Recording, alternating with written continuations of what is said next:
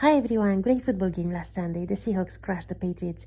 Although I don't understand how can you call yourself a Patriot and have that wolf in rabbit clothes and his crew show up at your game halfway through and shake their genitals in front of innocent kids and their clueless parents singing in a language only 13% of Americans understand.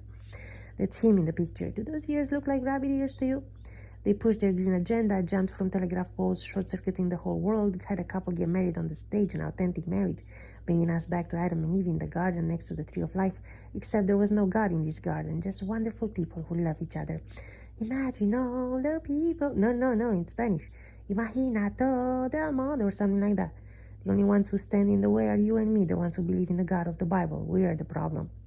Oh, I'm so scared. They're going to turn my lights off. I'm scared they'll invade my country. What am I going to do? Who do they think they are?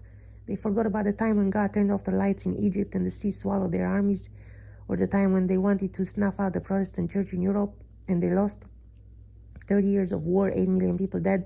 The war began with a group of Protestant nobles in Prague who threw a couple messengers of the Roman emperor out the window in a pile of manure. Talk about loving your enemy.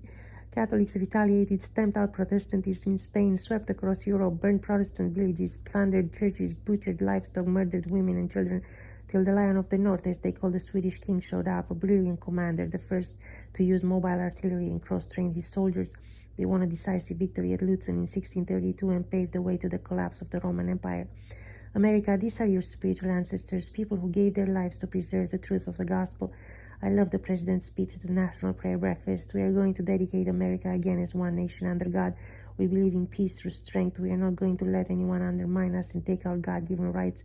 We are going to reinstate prayer in school. That was one of the major blows against Christianity in America. Not allowing our kids to pray gave birth to the rebellious generation we see now protesting in the streets against anything that resembles morality and common sense.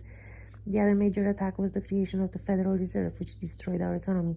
You know what shocked me when I moved here 10 years ago? The fact that Americans believe that every other country is so much worse than theirs.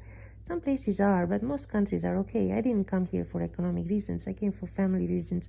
The globalists are masters at manipulating. They build you up. They build up your pride, calling you the wealthiest, when in reality most Americans live paycheck to paycheck, and silence you by calling you selfish if you demand what you deserve, a decent salary and a safe border.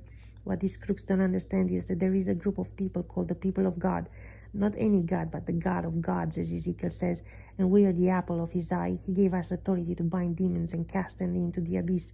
We have twice as many angels as demons at our command. Our prayers are America's superpower, as the president says. No weapon built against us shall prosper, and those who accuse us unjustly shall be proved wrong.